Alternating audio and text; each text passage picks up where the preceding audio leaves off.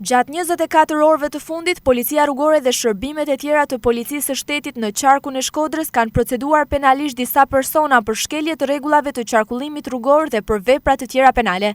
Sipas komunikatës së drejtorisë së policisë së qarkut, specialistët e sektorit të qarkullimit rrugor arrestuan shtetasin BL, 51 vjeç banues në Shkodër, pasi u kap duke drejtuar automjetin në gjendje të dehur. Gjithashtu referuan materialet në prokurori dhe nisi procedimi në gjendje të lirë për shtetasit. RK 23 vjeç banues në Puk, pasi ditën e djeshme në aksin rrugor Puk Shkodër, shtetasi RY 23 vjeç banues në Tiranë, duke drejtuar automjetin e tij është përplasur me automjetin e drejtuar nga shtetasi DU, 85 vjeç. Si pasojë është dëmtuar lehtë shtetasi SU.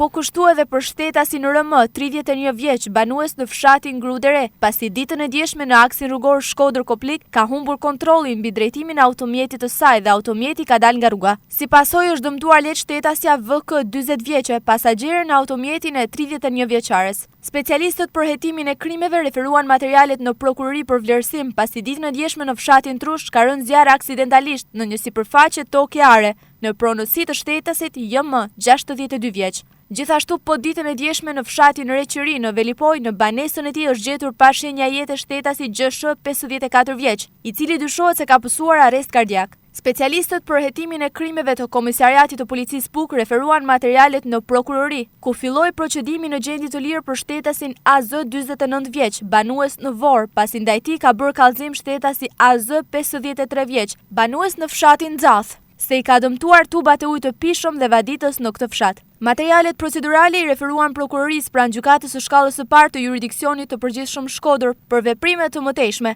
Bëhet e ditur kështu nga Drejtoria e Policisë së Qarkut të Shkodrës për situatën e rendit dhe të qetësisë gjatë 24 orëve të fundit.